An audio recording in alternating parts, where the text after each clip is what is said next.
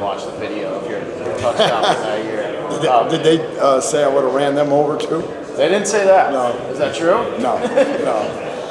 What does it kind of mean to you to know that your history is kind of living on, and especially this week, with that matchup? Yeah, I mean, I don't know. I think really, the greatest thing about the journey is you get to build it with young people, like you just mentioned.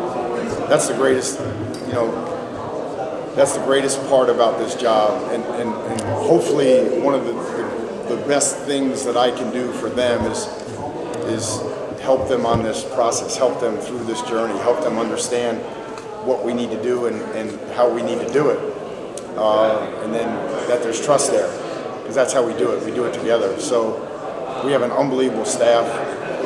I say to you guys all the time, the guys that are our beat writers,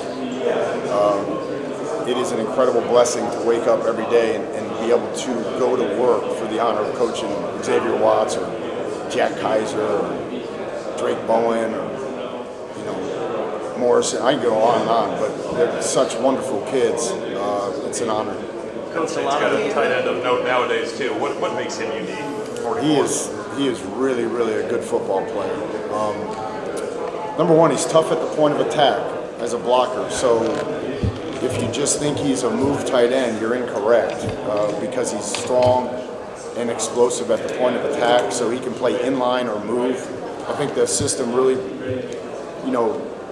allows him to do that, the freedom to move around and be tough to identify. I think he understands leverage really, really well on his routes. I think he's got poise and patience at the break spot. Great catch radius, and really can catch the back shoulder fade and go up and get it. So just a really, really talented tight end, and really, one of the best that I've seen in quite some time, to be honest with you. So it'll be a great challenge for us. Coach, a lot of the younger people you mentioned aren't familiar maybe with how often these two programs played every year for a long time. And that classic traditional rivalry. Have you tried to educate them on that part of it, or just how surreal is it for you to be involved? Not really, but to answer the first part of your statement, my entire career at Notre Dame was on the schedule, so we played great games for 5 years. Starting with the Tim Brown in '87 at our place. I think we got him. I think we got him that year. Then they got us in '88.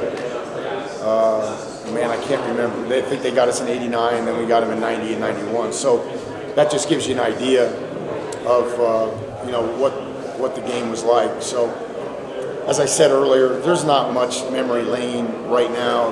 We're so focused on what we're here to do, and obviously the challenge that is, the Penn State offense. And you go through, and it's not about memory lane, but kind of like full circle moments of you're playing at a place where you had your own memories here as head coach at Hard Rock Stadium, and also playing before you used to play for.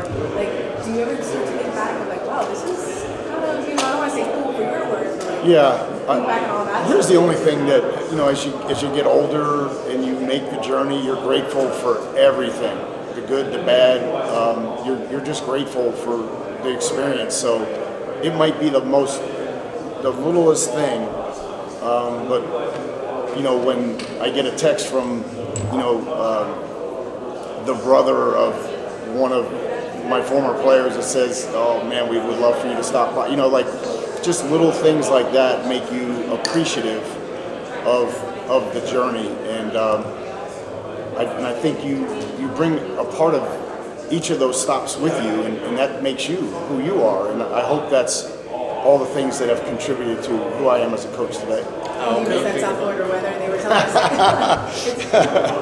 Once in a while.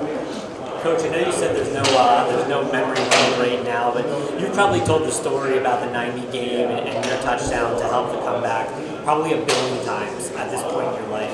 How hard is it to keep that kind of out of your mind as you guys prepare for this? Because this is kind of the marriage of two things that you're really close to. It's honestly, it's not hard.